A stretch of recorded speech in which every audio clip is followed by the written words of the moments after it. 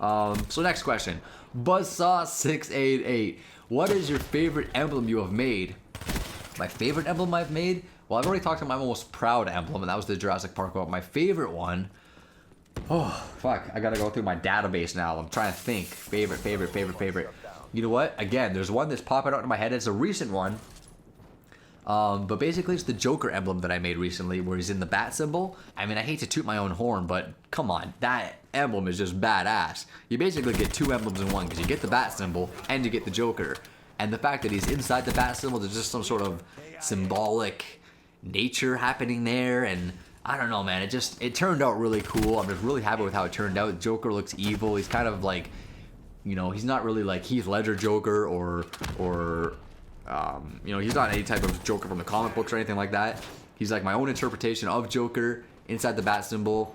All the colors and everything just gel. I just really like the way it looks. So that's probably my favorite one that I've made so far, but something's gonna top that. Something coming up pretty soon is likely gonna top that.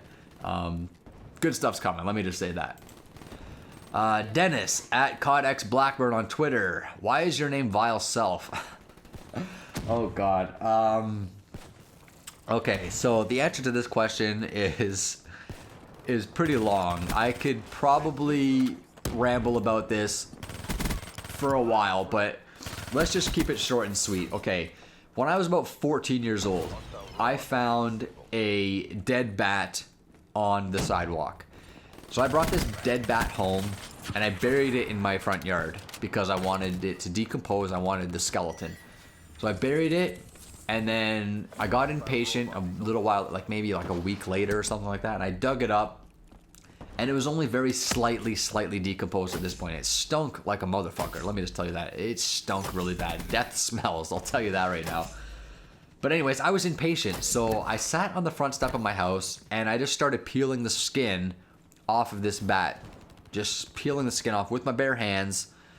And my mom came outside and she said, "Hey, what are you doing?" And I'm cool with my mom. I tell her whatever, right? I don't lie. I'm not like, "Nothing, Mom, go away, leave me alone, I'm not doing anything." No, it's nothing like that. So I told her straight up, like, I'm skinning this bat. I want the skull.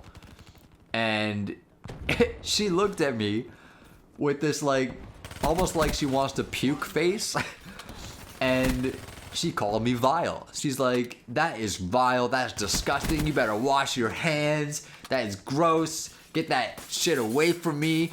But yeah, she called me vile, and for some reason that stuck with me. That being called vile, like, I thought that was cool to be called vile. I was like, whoa, I'm vile, like, I'm disgusting, I'm gross, haha, that's awesome.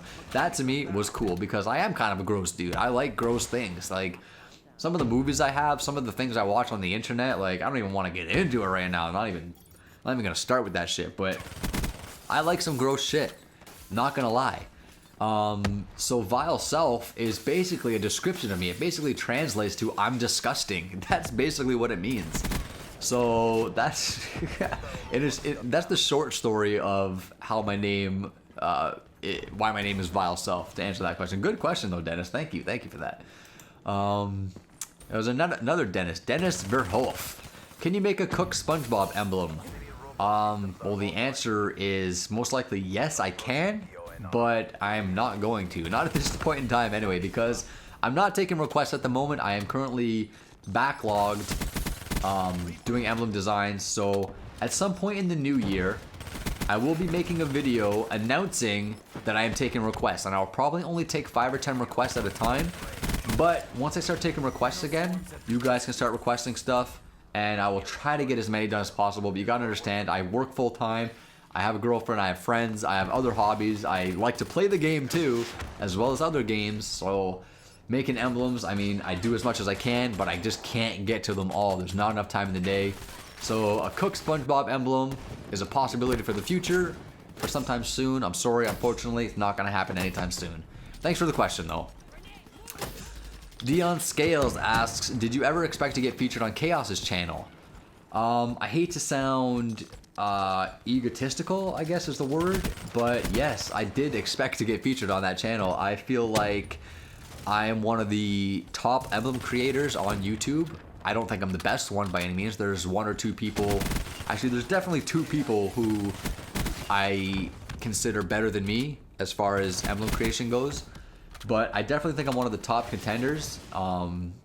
And when Chaos is putting a top 10 video up, then I'm definitely confident that I could be in that top 10. Maybe not number 1 or 2 or 3 or 4 5 6, maybe not anything where 1 through 9 maybe, I don't know, but I can definitely be in that 10th spot or somewhere lower, whatever. So yeah, I expected to get featured on there.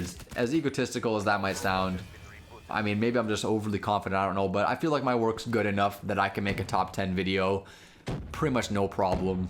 I mean, I feel like I do good shit. That's just how I feel. And I mean, I'm getting a lot of good compliments and good comments, so, you know, I guess I'm right? I don't know. Yeah, so yeah, I did expect to get on there. Faded Lime. Oh god, I saw this question earlier. Faded Lime, what'd you do to me? What is the meaning of life, the universe, and everything? I got a special answer for this one. The answer is 42. And I'll explain why it's number 42 in a minute. But the number 42, I looked it up, and there's actually a lot of kind of cool stuff that the number 42 represents and what the 42 means. And I'm just going to tell you guys a few of them here.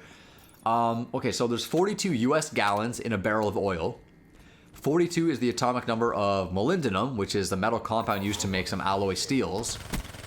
If you were to bore a hole through the center of the Earth in an attempt to travel from one side of the world to the other in the shortest amount of time possible using what is known as the gravity train, that trip would last you 42 minutes. The board game Risk has 42 territories. There are 42 dots on a standard pair of 6-sided dice. 42 is the jersey number of Jackie Robinson and is the only number to be retired by all Major League Baseball teams. There was an episode of Doctor Who titled 42, which was set in real time and it lasted approximately 42 minutes. And according to Hitchhiker's Guide to the Galaxy by Douglas Adams, the number 42 is the answer to the ultimate question of life, the universe, and everything. So that answers your question, Faded Lime. The answer is 42. Good question, though. Guy with no gamer tag on Twitter at _GNGT. Will you do paint shop speed art videos? Yes. Once I start doing paint shop designs, I will upload slow tutorials and speed tutorials for both of them. Basically, I'm going to do that for everything I upload, emblem creation wise. I'll do a speed art video and a slow one for people to follow. There's a couple reasons why I haven't done paint shop tutorials yet, and I really don't want to get into that right now, but hopefully they'll be coming sooner than later. I've been getting a lot of requests for certain things, so they are on my list of things to do. I'm not trying to neglect them, and I haven't forgotten about them. Just, again, not enough time in the day to get all this shit done. Crazy shit. But yeah, I'll do speed art videos for those too. HDXS Gaming, what got you on YouTube? I already answered that. It's a great question, but I already answered it. No need to answer it again. Head Gaming Beazle, are you ever going to do emblem tips? The answer is yes. There's actually a couple YouTubers that I know, Sherbert Melon and Babyfoot, two fellow emblem creators of mine. Great guys, you should check out their channels. They both made videos about how to use the emblem editor, like how to use the coordinates properly and how to stretch and, you know, do all the shapes and how to use the gradients and all that stuff. Great videos. What I want to do is sort of a tips video, but basically what I want to do is describe my entire process of creating an emblem from start to finish, from like my very first thought all the way to being uploaded to YouTube, and basically explain to you guys exactly how I make emblems. Because one of the most common questions I get, which oddly enough I didn't get in this Q&A, but one of the most common questions I get is, how do you do it? Like, how did you make that? So I think I'm going to make a video. I'm going to make a nice detailed video exactly on how I make emblems, and hopefully it helps some of you guys out. If you guys want to create your own stuff, make your own designs instead of just following tutorials all the time, then hopefully that video will help you guys out. So that'll be coming hopefully sometime early in the new year. Hype Ariel Berksey, what emblem would you love to make but you can't due to slot capacity? Oh boy, there is one. There is one, and this is an emblem that I've been wanting to make since Black Ops 2. Definitely couldn't do it in Black Ops 2. Definitely couldn't do it in Advanced Warfare. And I am even having my doubts. With 64 layers, I'm having my doubts of this emblem. Now, I've never seen anybody attempt this before. I've never seen anybody do it. I've never seen anybody even talk about it or even say they attempted to try it or anything like that. But there's a specific thing that I want to make, and it's coming up very soon, okay? Let me just tell you one thing, okay? My clown collection's almost done. I have one more emblem to upload for the clown collection. Then I want to create a Christmas emblem because Chaos is doing a top 10 Christmas emblems. I'm pretty sure he's doing one. And I would like to submit a emblem for that. And after that, I'm starting a new collection, and in that collection, there is a specific thing that I want to do that I don't even know if 64 layers is enough for. But I'm going to try. I'm not going to tell you guys what it is now because it's a secret. It's going to be a surprise.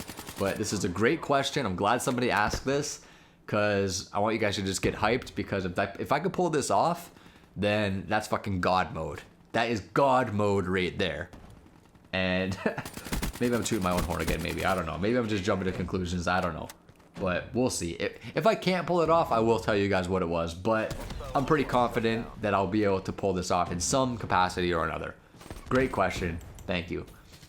Involuntary gaming. Are emblems the only artistic thing you pursued as a hobby? No, of course not. I've had many hobbies, especially artistic hobbies. I've liked to draw my entire life. I've painted. I've done some paintings. I've even done sculpting. I've made a Slipknot mask from scratch, which means I sculpted it, I molded it, I casted it out of latex, I painted it, I strapped it, I stitched it. Everything from nothing to finished product. I've done some paintings. I did a painting of Spider-Man. I've done paintings of Danny Filth from Cradle of Filth. I did a painting of Jeffrey Nothing and J-Man from Mushroomhead. And yeah, I've done all sorts of stuff. Music, I've done music. I've written songs. I've made songs from scratch. Made my own beats, made my own lyrics, wrote my own, everything. Recorded everything from scratch. So yeah, I've done a lot of artistic things, but emblems are probably my favorite out of all of them. They're definitely the most fun I have, and it's definitely the hobby that I've stuck with the longest and had the most fun with. So definitely going to continue with the emblems. But thanks for the question. That was a good question too. Jamie Martin wants to know, when did you get into metal? I honestly don't remember a time where I wasn't into metal. Thinking back to it, one of my earliest memories was a nightmare I had when I was a toddler, like 3 or 4 years old. I had this nightmare that I was being chased by Eddie from Iron Maiden, the Iron Maiden mascot. At some point, both my parents were Iron Maiden fans back in the day, and I remember seeing probably what was the Killers album, where he's on the cover, he's got the bloody axe, or the hatchet, or whatever it is. And I remember seeing that image, and it scared me, but in a good way. Like, I really liked it. I really thought it was cool, and it fascinated me.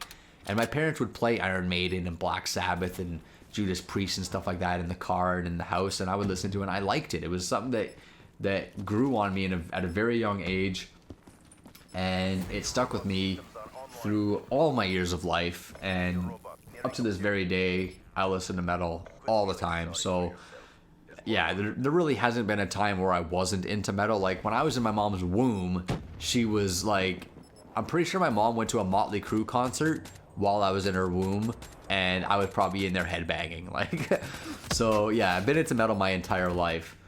Jamie Martin also wants to know what bands I listen to. Now listen, Jamie, I could sit here for another hour listing off bands, but I'm not going to do that.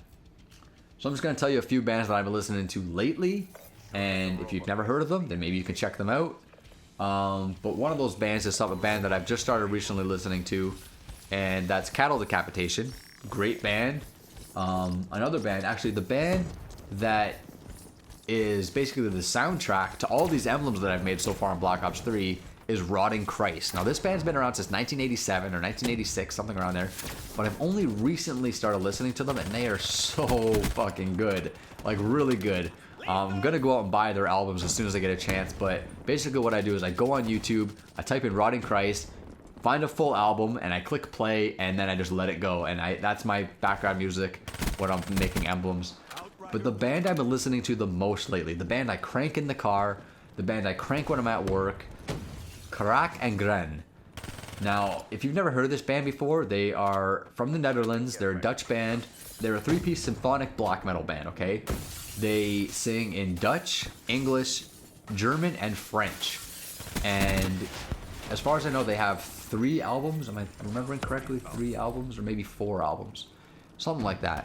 But all of their albums are basically stories based off of ghosts and hauntings and abuse and torture and death and torment and all kinds of really gruesome, dark stuff like that. And I just love it. The way they do it is so theatrical and so emotional. The music is so emotional and really, really, really great band. Like, I fucking love these guys. So good. 3 young guys too. I think they're only in their early 20s, and just how accomplished they are as musicians and lyrically just really, really, really good. So I would definitely highly recommend Karak and Gren. Check those guys out.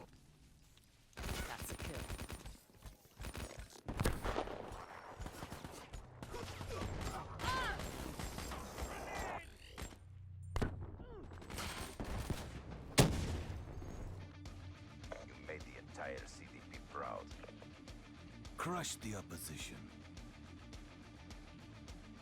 With these upgrades, you never stood a chance.